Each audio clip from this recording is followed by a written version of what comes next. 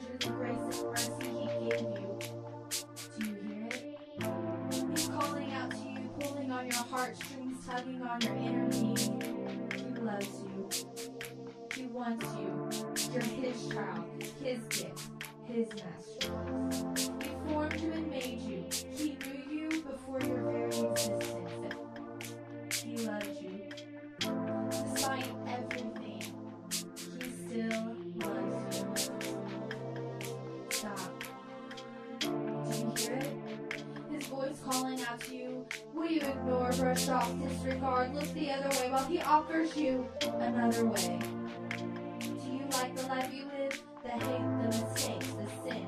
Do you enjoy the feeling of hurt, bitterness, and pain it flows on you as guilt, envy, encompass you? What will you do? How are you going to save yourself? Parties, drugs, alcohol, fornication. Don't you want liberation? Freedom from the bondage of the things that incarcerate you.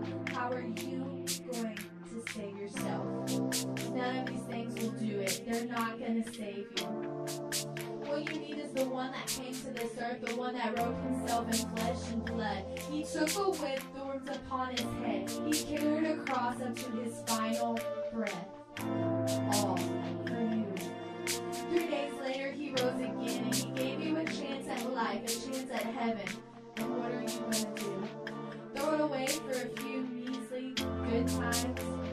Yeah, that'll work out well for you. Others have tried before and left Him out in the cold, all so they could fit in. And where did that get them?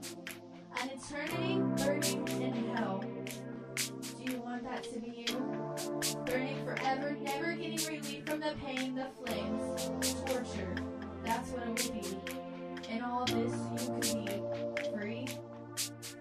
Freedom isn't an eternity in hell. Freedom is a life living for Him. So one day I can hear Him say, well done, thou good and faithful servant. That's true freedom. But He's not going to press you. He's not going to force you.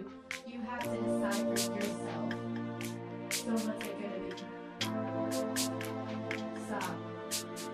Do you hear it? His voice calling out to you.